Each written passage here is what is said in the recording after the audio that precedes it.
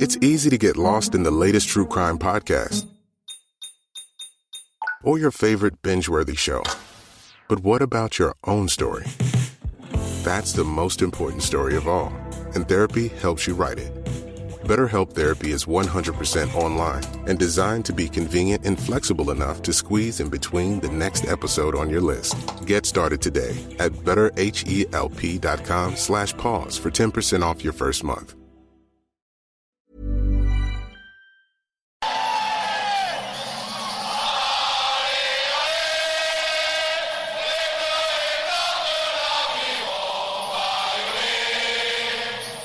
How glorious is this, JB?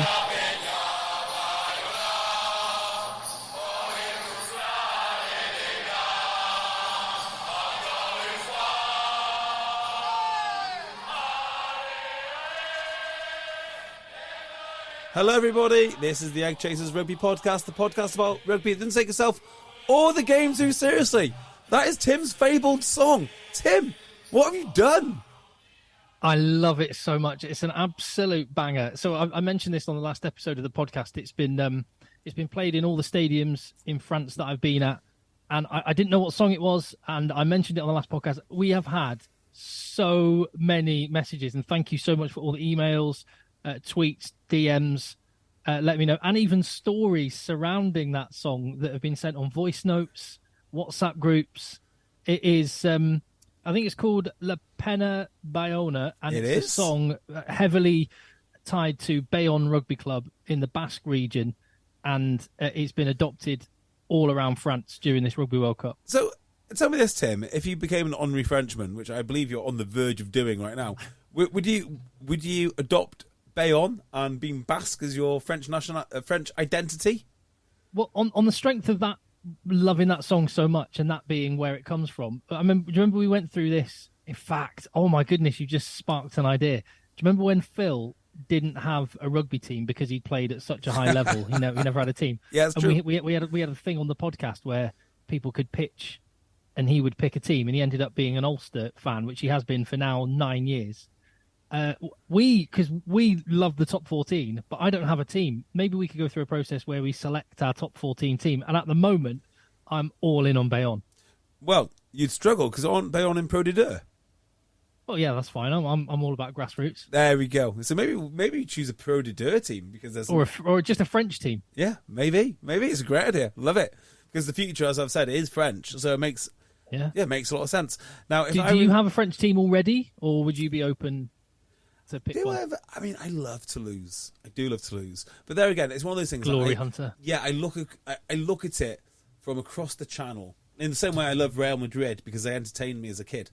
You know, I don't know anything about Spanish football in the same way I don't know much about French rugby. I know a bit more about French rugby than Spanish football, in fairness.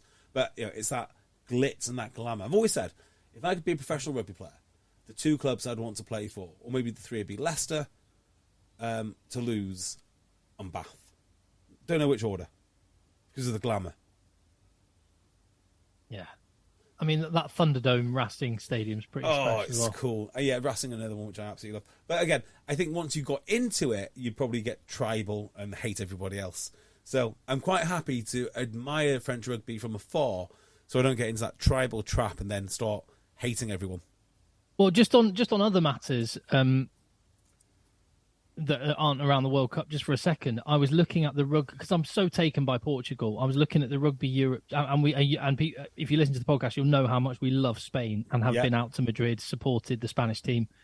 I was looking at the Rugby Europe Championship fixtures. Their grand final is on the Sunday. They've scheduled it after the Super Saturday. So the Super Saturday final round of matches for the Six Nations is Saturday the 17th of March. Sunday the 18th of March is the Rugby Europe Championship Grand Final.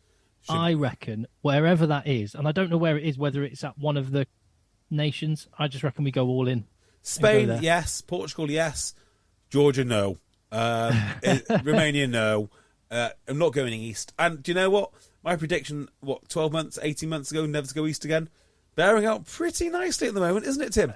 I can't argue with that, mate. I cannot argue with that. Anyway, so I'll watch this space. I don't know whether it's at a neutral venue or whether it's or how they work it out. Hopefully, it's at a neutral venue so that you can make plans, because that could be that could be a dynamite weekend. Couldn't Like it you say, just? in Madrid or Lisbon, that could be amazing. Yeah, Madrid, Lisbon, Belgium, maybe. Yeah, Poland. No, not Poland. Is that too far east? It is. That's meant to be. Look, meant to be a wild night out in Poland. I completely agree, but when you're spending 5% of your GDP on defence, it's for a good reason. All right. Anyway, I'll get back to you on that. I'll work out what the deal is. Yes. Well, anyway, yeah, let's work on that, because at the moment we've got other matters in hand, namely 4 quarterfinals, and some teams have been announced. Well, one team's been announced as we record this. That's the Irish team, which shows no changes to the 15. A couple of changes on the bench because there's no... Robbie Henshaw's not back yet. James Ryan is out, but otherwise unchanged. And bearing in mind there were big worries about Mac Hansen and James Lowe and potentially Tyg Furlong as well. That's really good news for Ireland. But I just before we get into the sort of substance of it, I just want to reiterate what we were talking about on the last podcast, JB. Yeah, go for it. Honestly, I think this could be... It has the potential to be the greatest weekend of Rugby World Cup matches ever. Yes. So I think this Rugby World Cup has given us the greatest single game already, or like a top 5 single game, Ireland, South Africa. Yep. Nothing has come close to that since, has it? I mean, there's just nothing. France, New Zealand was cool, but it was a standard test match. If there is such thing as a standard test match, still very, very good. But Ireland, South Africa was the business. I suspect we'll have at least one more game like that, maybe 2 more.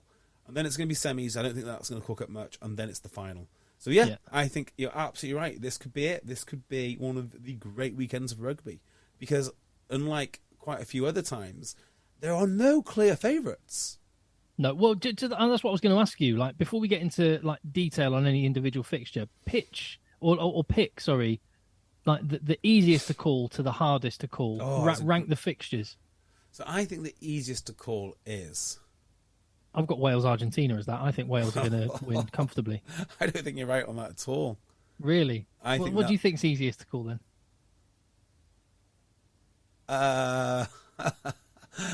It's not France. It's not France. France. I'd put France, South Africa at the very bottom. That's the hardest to call. So it's not that. It's not Wales, Argentina, because that is. I think they're going to roll them over. I mean, I hope you're right. I don't think you are. I think that's going to be far more confrontational than people realise. I think that's going to be a really hard... Maybe you're right. Maybe it's that one.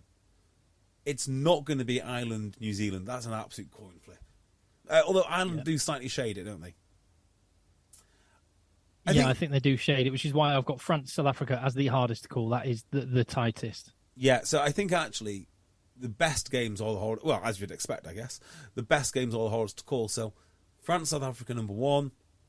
New Zealand, Ireland, number 2. Wales, Argentina, number 3. And I think Fiji, England, or... To me, that feels like an England win. And again... Yeah, I've got a similar order, except I see Wales as the most clear-cut winner. Nothing's clear-cut in these, but I see Wales as the biggest... If we were doing a spread bet, I'd have Wales by the biggest margin. Well, let's talk about that a second. Tell me why. Tell me what you're thinking. Argentina have been really poor. Yeah, they have. Yeah, no two ways about it. And Wales are all about defence. And I just haven't seen it. I went to St Etienne, which is not a great city. It's just an industrial city. And I went there just to see Argentina-Samoa because I was really excited about that fixture.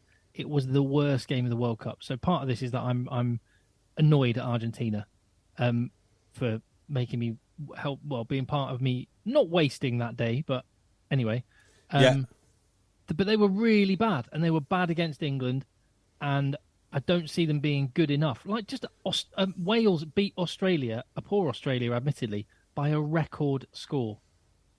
That is true. Wales are good. Are they good? Or Australia absolutely dreadful and rudderless with a new manager? I don't know is the answer. Has Eddie Jones gone to Japan, by the way? Don't know. Maybe for a holiday. Did I see that? Like, I don't know whether it was on some clickbaity site, but anyway. No, I think Wales are a legit good team, and they've got... I look at the 10 matchup. Santi Carreras is one of those guys, very much like Argentina. They could be a 10 out of 10 on a given day, like the time they beat New Zealand in Christchurch, like when they can turn up and win any game, as we know Argentina can, they can be a 10 out of 10. Santi Carreras can be the best fly half on the planet. But he also has many, for every one of those, he'll have 3 performances where he's a 4 or 5 out of 10. Whereas Dan Biggar is going to be your 7 or 8 out of 10 every time. And this is knockout rugby. Yeah, I think that's a good point.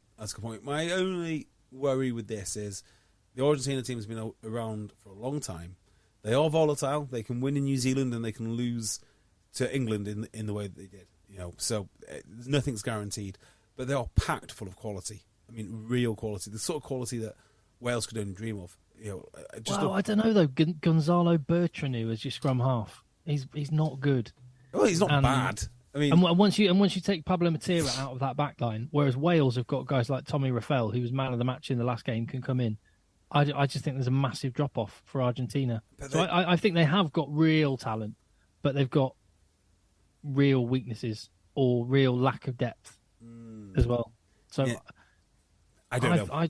I just think Wales. I think this will be. Anyway, I may be wrong. Wales semi-finalists, England semi-finalists. I said these two teams would go out in the group stage. Brilliant, absolutely brilliant. God. Well, Fiji aren't done. You kind of feel that they are going to draw something a bit like. I know you'll hate all this chat, JB, but lean into that kind of spiritual, instinctive stuff that we know Fiji are all about. I mean, yeah, fine. I hope Fiji have all the spirit help in the world and smash England. That's what I hope. They'll say, hey, do you want to know some news regarding England? I've just been sent. Is it the leaked team? Well, the Telegraph are reporting, which means it's the team. Yeah, it does mean it's the team. What is going on in the England camp that they cannot... Did you think they want the team to come out? Who knows? I think that they have a friendly relationship with Telegraph reporters.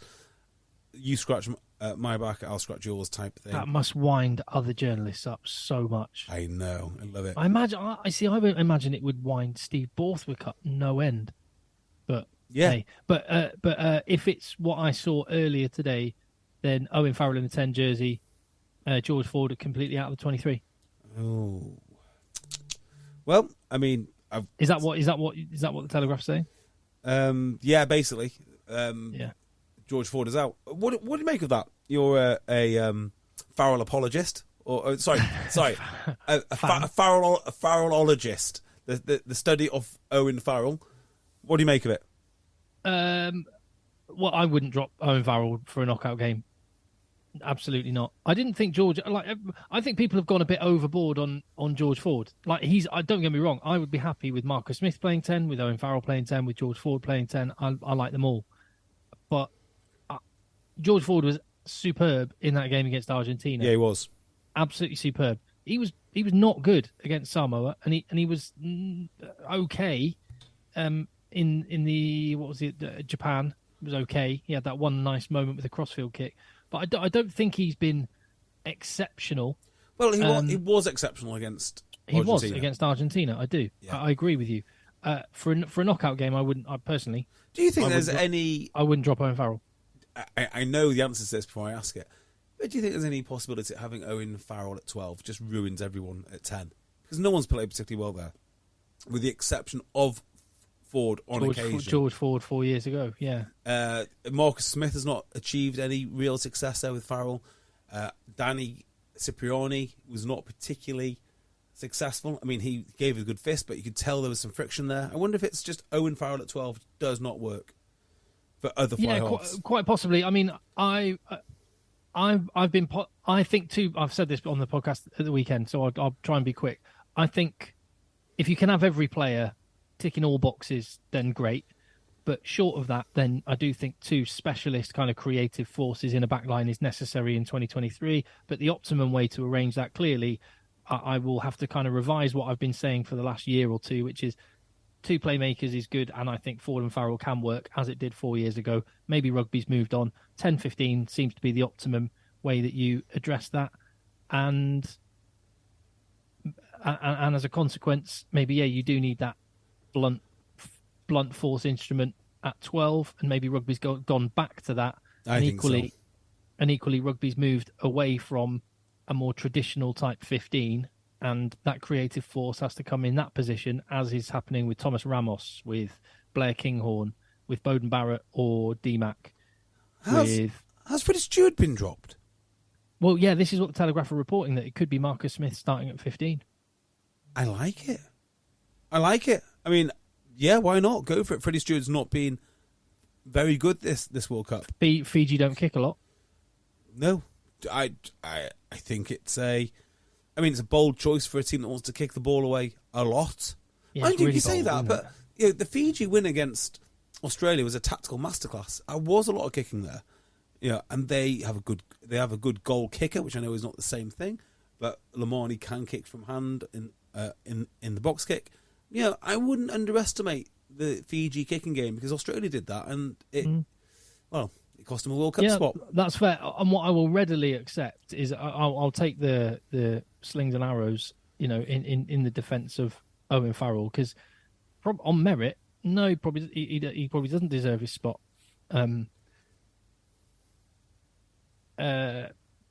Yeah, on merit, he doesn't deserve his spot, but I'm okay with George Ford being the one that misses out. Yeah, so I have to produce some more, I'm afraid, Tim. Yeah, Owen Farrell having a fight with Harry Arundel. What? I don't listen to grassroots podcasters making up scurrilous rumours. Well, I don't think Andy Good makes up rumours. He's one of the more reliable sources and sensible men in rugby. But it was reported by the Wales Online, so go to town on them by all means. No, what I would say is absolutely, I can 100% believe that Henry Arundel and Owen Farrell had a fight, and I bet there's probably lots of other people in lots of other team camps that have had a fight. In fact, I would be incredibly surprised if there haven't been punch-ups in every single camp. You wouldn't be surprised. You'd be disappointed. I'd be disappointed. Yeah, I'd be disappointed if there hadn't, because like even at level 6 rugby when we played JB, like Tuesday nights, there'd be dust-ups. There has to be. There has to be. Is it like the worst? I'll tell you when the biggest punch-ups I've ever seen in rugby is when you play touch rugby, because there's kind of no one knows the limits. Someone just goes a little bit too far. They just do. It was meant to be touch. Hold on, what are you doing? And then someone sticks a shoulder in, and then before you know it, is whipped up. Because the game is combat. It is. The game is kind of game conditioned physical combat. So it always ends up in punch-ups. So that part of it, I totally believe. What I don't believe is that is the reason why Henry Arundel was not selected for England. That is complete BS. Absolute BS. Ooh, I don't know. I mean, I'd need to... I can see it. I mean, if you can't get on with Owen Farrell, you're not getting on with the boss. You know, ask Ben Spencer. It just adds more fuel to your fire. Exactly right. No, I'm surprised. I was surprised at Andy Good making that leap. Bearing in mind he's been in professional rugby environments. That's exactly why I don't think it is a leap. I've only been in amateur and semi-pro, and I know that these things happen. I'm surprised to see someone making the leap that it has any effect on selection. Am I making this up? Did Andy Good not fall out big time with Scott Steele, the scrum half? Did they not have a to-do? I'm sure Andy Good's had a few to-dos with a few players. Oh, I know someone that would probably know the answer to that question. Well, find out for me.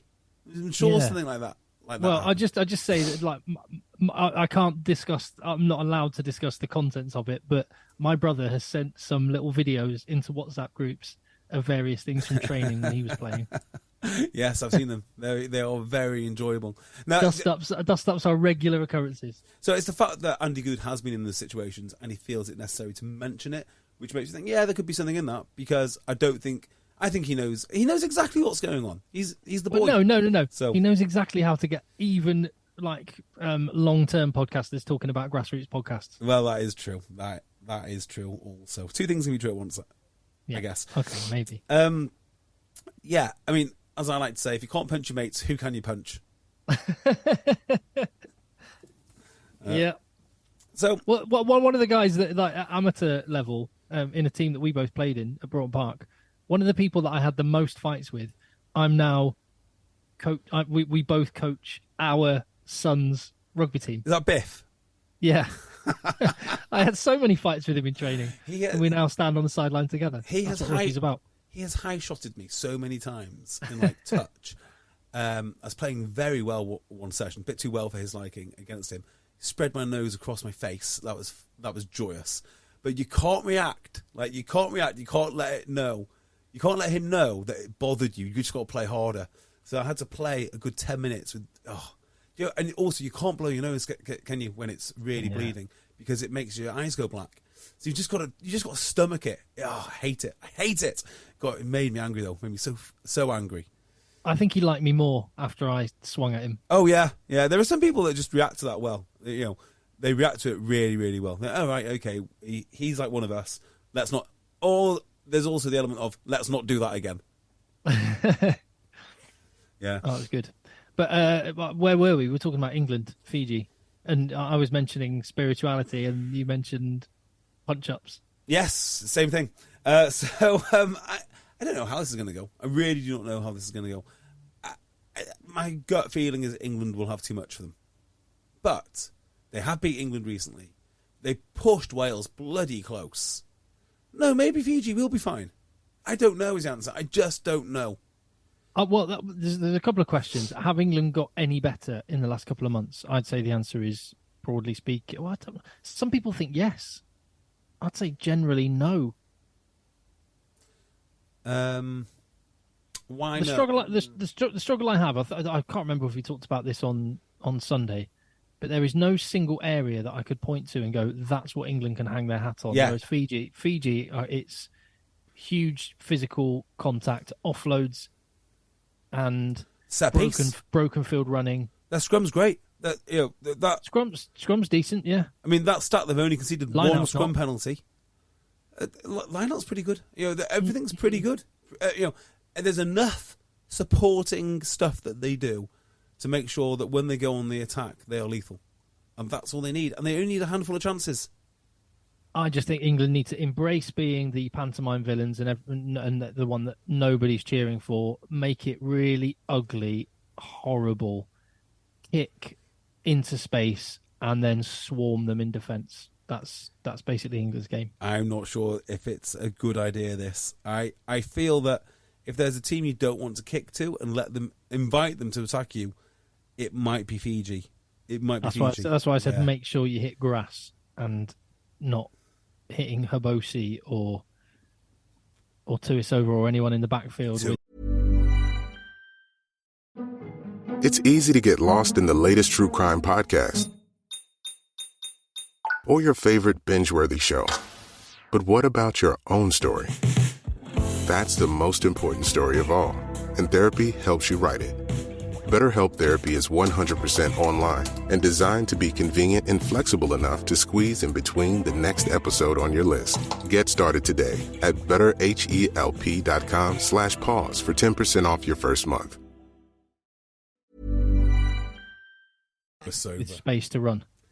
I mean, I'm not a huge Radradra fan, but he can run like an 8, and Tuisova can run like an 8.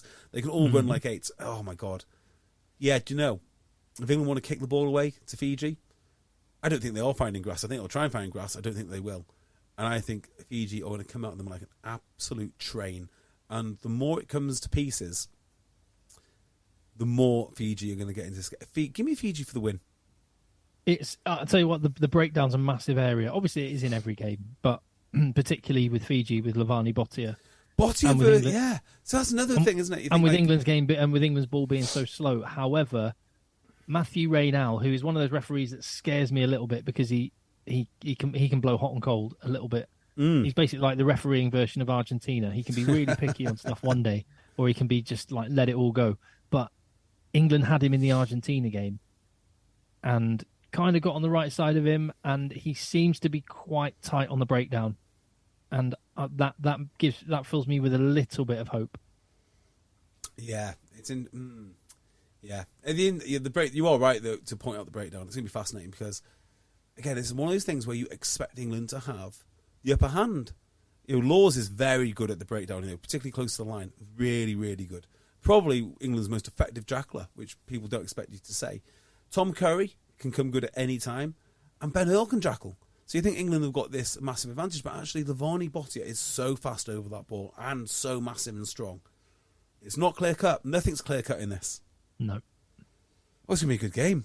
Really good game. Yeah, it's going to be exciting.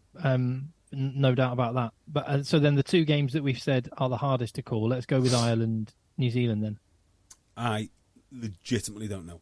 So I think the loss of James Ryan is going to be massive, because he just is. He's a massive player for them. Second rows win games, and he has been so good this season. Yeah, that's just big. He stepped it up to another level. He's become the player that we thought he and Maro Itoje would turn out to be. He has become that player in the last year. Yeah, he has, hasn't he? And he had that little dip before the Lions, which was unfortunate for him, which is why he didn't tour. And now he's sort of taken that disappointment, and I don't know if it's that disappointment in particular, or he's always going to be this good, or whatever has happened. But you're right, Tim. He's an absolute phenomenal player. By the way, for all the good stuff we can say about Warren Gatland, he didn't pick Johnny Sexton for the Lions. When you look back to 2021, doesn't that just seem insane now? I don't know. No, I don't think I would have. Even now, I don't think I would have. It's Johnny Sexton's playing well. I'm not sure Johnny Sexton is the magic ingredient to that Ireland team. Do you? Well, I think he's. I mean, that's what they've got. I mean, that he's the most experienced player. He's their if you're captain. If you're ranking their players in terms of importance, hard to replace, he's probably top of that list. I would agree, except for the fact that he's regularly replaced, and that's the thing which is interesting about Ireland and Leinster. They regularly go into a game with a backup fly half, and it doesn't seem to bother them.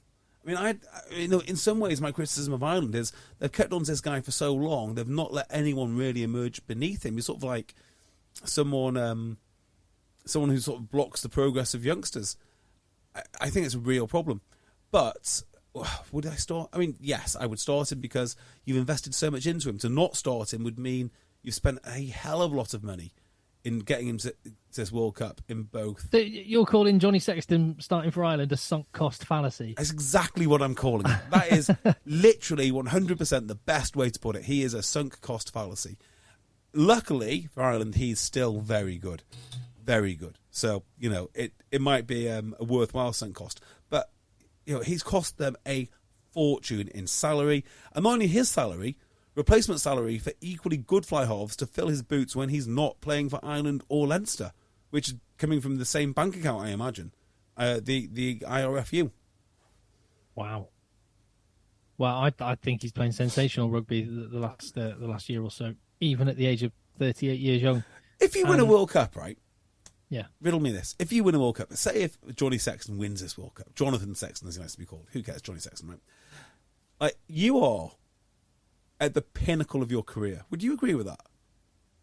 Winning a World Cup, yeah. How can this be the end? Because he's got an unbelievably well-paid financial services job already lined up that he's already announced that he's doing. Yeah, but you can walk into that whenever you want. You've worked at your craft. What has Johnny Sexton been at this for? 20? He's 38, mate. 38? He's just won a World Cup. If he wins this World Cup, sorry, he's not just won a World Cup. If he wins this World Cup, he's just getting started, surely. This is it. What's the motivation? He's not going to make the Lions, so what's the motivation? It's I want to win another Six Nations Championship. I've just won the World Cup. Hang on. Why not multiple World Cups? Just keep going. You're at that point in time, right, when he lifts that World Cup, I'm just imagining that he is, right? He is now the best fly half on the planet. Right? And he's going to give it up the next day. No. You've worked 20 years to get there. The drop-off is not going to be dramatic next day because you've just played the World Cup. You've got 2, 3. The best fly half in the world does not need to retire. This is what I don't get about retiring at the top. You just don't, do you? You could play for 4 or 5 more years. Well, maybe he is being carried by his team then, JB. Maybe. If he's retiring, he must not think he's the best. Well, I think he's wrong. I would carry on playing until the bitter end. As I tell you who has this in mind. Mark Atkinson, who was in the paper this week. Oh no, BBC Sport. Mark Atkinson claims that he needs to be carried off a field at level 7 or even lower before he quits. That's the spirit. Oh, I love that. Yep. I love that. So if Johnny Sexton wins the World Cup, he should just carry on playing. There is no point in stopping. Well, there's no excuse stopping. There isn't, is there? You're the best in the world. It's not like Yeah. you've declined and you have to stop, or there's no more contracts on the table. You're the best in the world. So Ireland have got two of my favourite rugby players at the minute. I've spoken many times about my love of Peter Amani, but Mac Hansen, I love that guy. His story is incredible. It is cool. It is cool. I'll give you that. The journey he's had from where he was, completely overlooked, not really just a jobbing player, barman basically, wasn't he? Travelling. Barman travelling. Do you know whose story this is similar to? Weenie Antonio. Yes, it is actually. In fact, there's probably quite a few of them. Although I'm suspicious on that one. Are you not a bit suspicious? 150 kilo man. Yeah. Yeah. Playing King Lear. No, he wasn't. No, he wasn't. Oh, I can't believe he's so good. Yes, you can. Yeah, yeah. You absolutely can. The other guy who isn't playing this World Cup, but I think last World Cup you definitely expect him to be playing, went travelling and ended up picking up an international cap for a country not of his birth is, and he was a barman when he did it. No idea. AJ McGinty. Oh, has he got no... Hold on. So he qualifies for the States by residency? That is a great question. He's married an American girl, definitely. Maybe it's residency then. He might Maybe have an American passport, but he was there being a barman, and that's when he got picked up by Life University. He might have played for America before he ever played for Connacht. He was cleaning up when he was a barman as well. I would suspect he did okay. Mind you, he's too nice for that kind of carry on, Tim. Of course. Yeah. I think he played for USA before Connacht, and I'm sure his first or second game as Connacht fly half, he won the top fourth, the URC. Sure he did. Or whatever that was then. Yeah. The Rabo Pro Direct or whatever. Yeah. So I bet there's loads of players that have had these weird sort of non-academy, non-linear club rises. But I just think Mac Hansen is awesome. He's a breath of fresh air in rugby, and we need to see and hear more of him because he's atypical. Just as a bloke, he is atypical. Like just him strolling around. That time he just... was it after the France... I think it was after the France-Ireland match in the Six Nations. And he just went out on the pitch, did a load of autographs, and he was just walking around the pitch in a pair of pants. And Nice. Andy Farrell was just on the pitch laughing at him. You can tell Andy Farrell loves him. And, Andy Farrell's this kind of, working class man from Wigan. Yeah. He looks at Mac Hansen and he loves that kind of real earthy edge to him. Character. Yeah. He's like the opposite of Johnny Sexton. And I mean that not in a disparaging way, but Johnny Sexton, came through, was he Blackrock College or Yeah, and then, something like that. And now he's going to retire and have Mac Hansen is not going to retire from international rugby and have a job I think in a large investment company, on mega money. I think what you're looking for here, Tim, I think the sort of the phrase you're looking for, or maybe the reason these players stand out, particularly in Ireland and England, particularly England, not so much Wales, but you seem to get these characters. And I wonder if the character is because they haven't been groomed to be a rugby player. They've not gone to a big private school. They've not been taught how to act and how to talk and how to pretend to be a professional. They don't have that persona about them. They're just these natural characters. And I imagine Mac Hansen needs a podcast. If we had a spot and a rugby player wanted to come and be a fourth wheel on EggChasers, I would choose Mac Hansen out of everybody in World Rugby. No, sorry, mate, we're full. Yeah, I know we're full. But there's no room at the inn. Yeah, but no room at the inn. No, but just Stable's full, Mac. Don't even bother applying. Hypothetically, that's who I would choose. Interesting. Well, hopefully, will he be in the stadium for the game? No, because it's in Paris. I'm in Marseille for the two quarterfinals. I was going to say, you might get him in the mix zone, but you won't now, will he? I think I'll be seeing him next weekend. Oh, wonderful. There you go. Well, semi-finals, I think Ireland are going to win. Yeah. Now, let's just move this on a bit. And I'm going to talk about something non-semi-finals for just 2 seconds. Yeah, go on. Now, there was an interview that I saw the other day, and I didn't actually twig it was a Scottish fan. And I was like, oh, that's interesting. And then I put it down. Now, I didn't put it down for any other reason. I just thought it was a fun interview. Then someone told me it was your interview. Is that right? Correct. There is a viral video of a Scottish rugby fan outside the Stade de France last weekend, which went viral because someone took it off of the EggChasers Rugby YouTube channel. Is that what they did? It was an interview which I did. And it's come from your channel? It's come from my channel.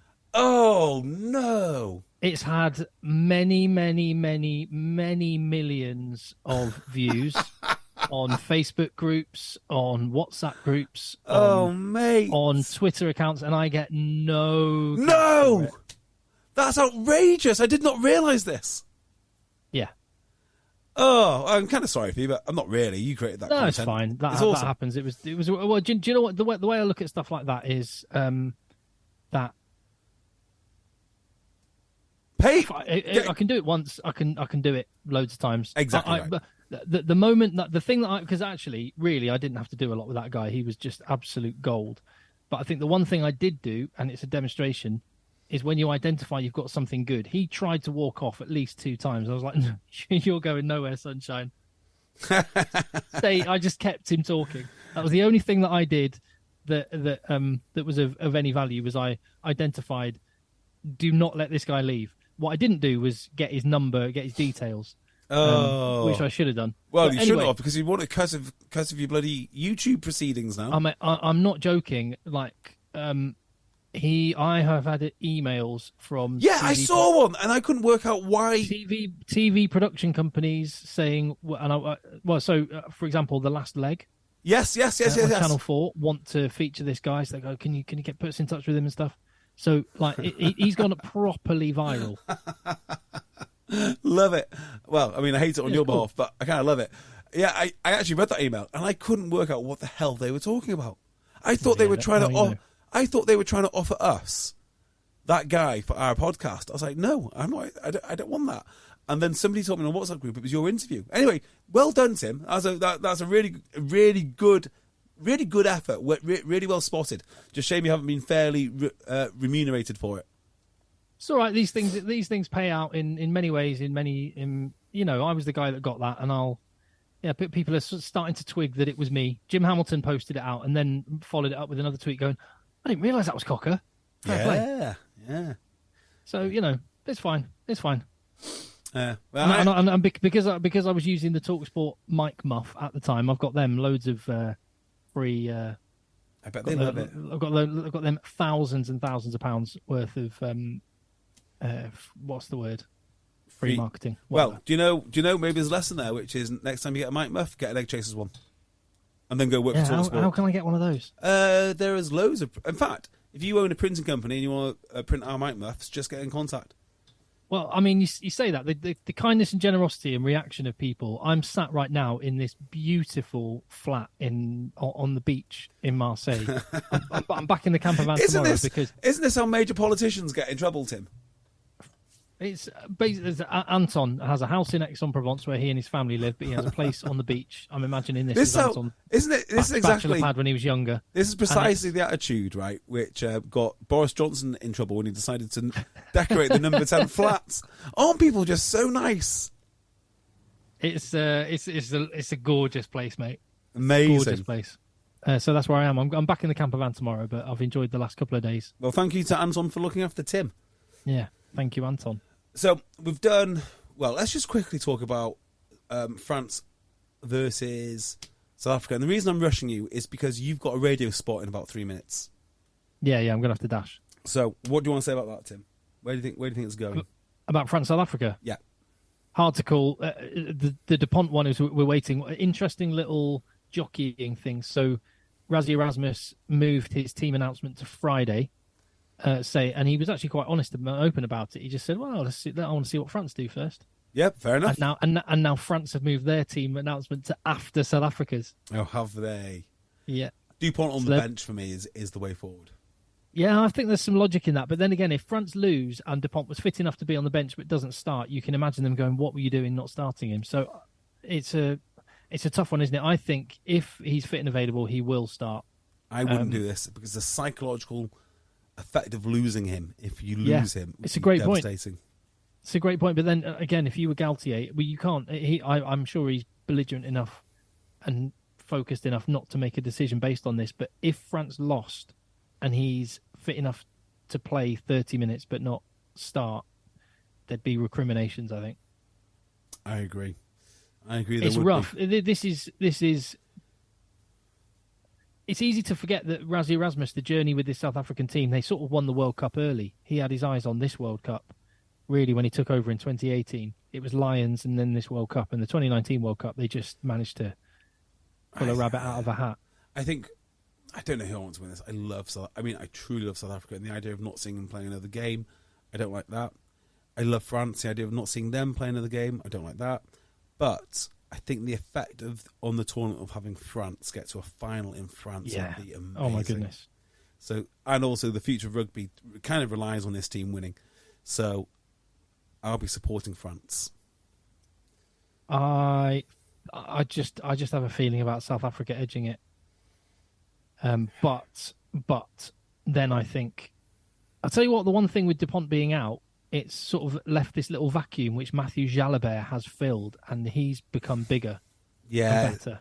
And you almost feel like France are in a better place. Oddly, if Dupont comes back and is Dupont, as we know he can be, then they're almost in a better position now with Jalabert having had to assume more responsibility over the last few weeks. Well, I mean, than they would have been with Ntamak in the first place. I mean, France have got so much talent, and the phrase "graveyards are full of indispensable men" is never more true than in rugby. When someone limps off, that is just an excuse for someone else to take your shirt, and Jalabert has done exactly that.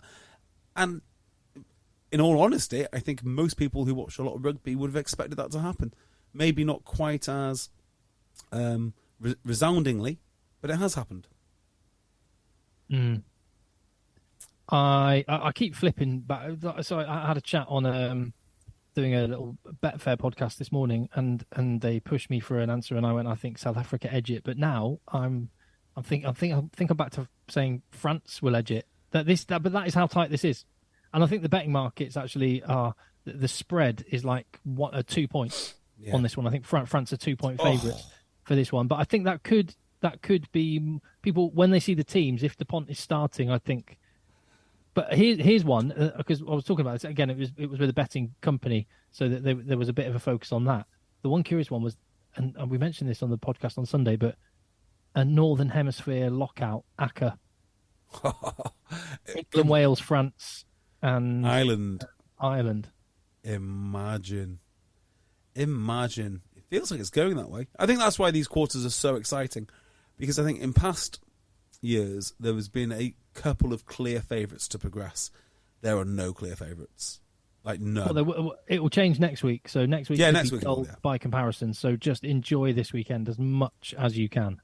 Yeah, quite agree. Have you got a game? No, I've got a weekend off. I've booked this weekend off rugby and life and everything else really, because I want to go. You got your knees up. You're out. You're double out Friday, out Saturday. Double out. Yeah. So I'll be around Northern Quarter in Manchester, watching both the games, getting slowly but intensely drunk. That's going to be great. I have saved up my calories for 10 weeks. Oh, Tim, I've got ring muscle ups. How good's that? What? No biggie. Mate, that's serious. Well played. Yeah, I've completed CrossFit now. I might quit. Can you walk on your hands? Yeah, of course I can do that. So tomorrow. Can you? For what distance? I've got a video of me getting across the gym. That's a ridiculous thing to be. I mean, it's ridiculous anyway. There's no point in life where you're like, oh, I need to, unless you've broken both your legs. You've broken both your legs, or maybe you need to, for whatever reason it is, get your eyes very close to the ground to track something and walk at the same time. Maybe, but why wouldn't you crawl? But ring muscle ups could be the sort of thing that saves you if you're hanging. Yeah, ring muscle ups are a legitimate life saving tactic. Yeah. If you're hanging from a cliff and you need to get yourself back up, then game on, you're in. Yeah, so ring muscle ups are a thing that I can do now, which is quite, loving that. That's impressive, mate. That's impressive. I'm proud. I'm proud for you. Oh, well thanks. Done. Really appreciate that. Well done. Right, well, let's call it a day then. And we will reconvene on Sunday. Yeah, do you know what we need to do as well at some point is a spicy Bill Sweeney podcast, even if it's a Patreon-only one. Well, yes, and we've avoided talking about that today because I want Phil involved, because Phil will actually read the quotes and the press release from the pathetic council response to the RFU response. Let's definitely get stuck into that at some point. Yeah. But yeah, I'll just to say it again, clear your schedule, make your excuses, even get in trouble with the other half, whatever, just do what you have to do to watch as much rugby as you can, because it may never be this good. Maybe ever again. Yeah. And also, thank you for signing up on Patreon. We had loads of sign-ups. What on earth has happened? Great. Which is why we need to put a little spicy Patreon podcast up there. Maybe we'll put the council one up there. Yeah, that's exactly what we'll do. We'll put the council one up there. And then you can just go for it, JB. Make it extra spicy. Yep, fantastic. All right, mate. Well, I'll see you on Sunday, if not before. Cheers, bud. Let the boys play. Right, I'm going to dash to do my thing. Alarm. Take MitoQ. Run, shower, breakfast, kids to school, work time, home time, dinner time, fun time, bedtime. Whew. When you're leading a full life, MitoQ can make all the difference. MitoQ is a science-based cell health supplement that helps your trillions of cells generate renewable daily energy. Because energy is renewable. Time is not. Discover more at mitoq.com. That's MITOQ.com. These statements have not been evaluated by the Food and Drug Administration. This product is not intended to diagnose, treat, cure, or prevent any disease.